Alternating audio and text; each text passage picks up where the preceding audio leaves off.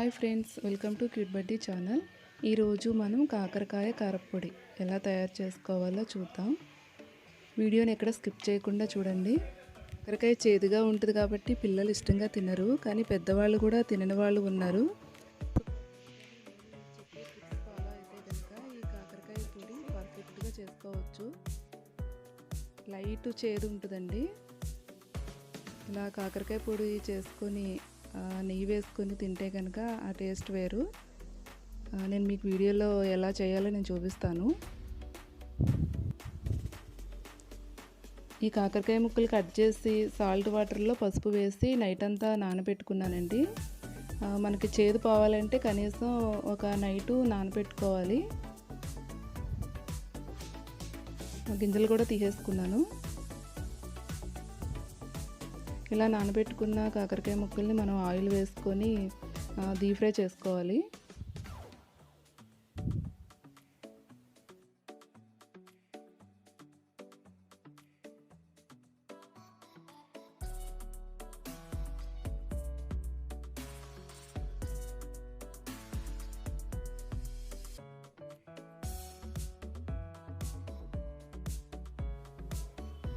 ఇలా dark gold కలర్లో వచ్చే వరకు ఫ్రై చేసుకొని పక్కన పెట్టుకుందాం.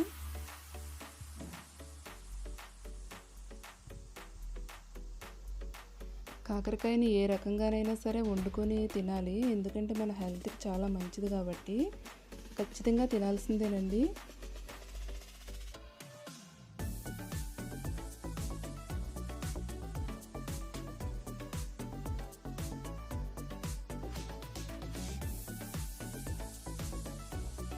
ఇలా కొద్దిగా పల్లీలు కూడా వేసుకొని వేపుకోవాలి.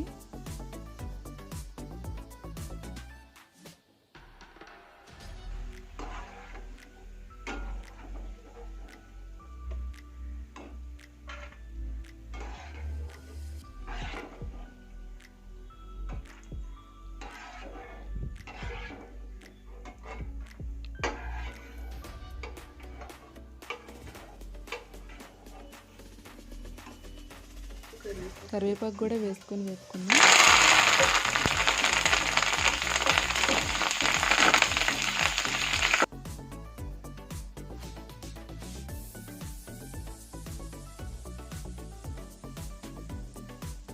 నెక్స్ట్ మనం కొద్దిగా జీలకర్ర కూడా వేసుకొని వేపుకుందాం.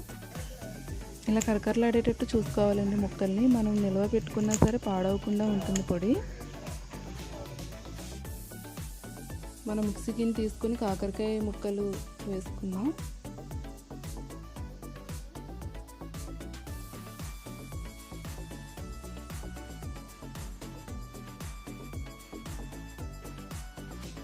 కొద్దిగా వెల్లుల్లి రెబ్బలు, కొద్దిగా చింతపండు వేసుకొని గ్రైండ్ చేసుకుందాం. సెకండ్ టైం మిగిలిన కాకరకాయ ముక్కలు కరివేపాకు కూడా వేసుకొని గ్రైండ్ చేసుకోవాలి. పల్లీలు అయితే నేను గ్రైండ్ చేయట్లేదండి, ఎందుకంటే తింటుంటే టేస్ట్ బాగుంటుంది కాబట్టి. నెక్స్ట్ వచ్చేసి నేను కారం తీసుకున్నాను. ఇది పచ్చికారం అండి. ఇది స్టవ్ చిన్న మంట పెట్టుకొని లైట్గా ఆయిల్ వేసుకొని అటు ఇటు తిప్పితే పచ్చివాసన పోతుంది కనుక నేను ఇలా చేస్తున్నాను.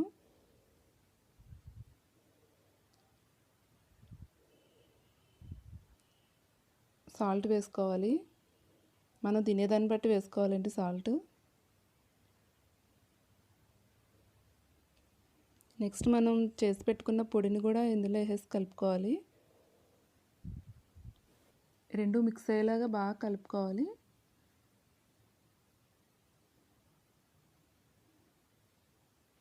ఇప్పుడు నేను పల్లీలు వేసుకున్నాను.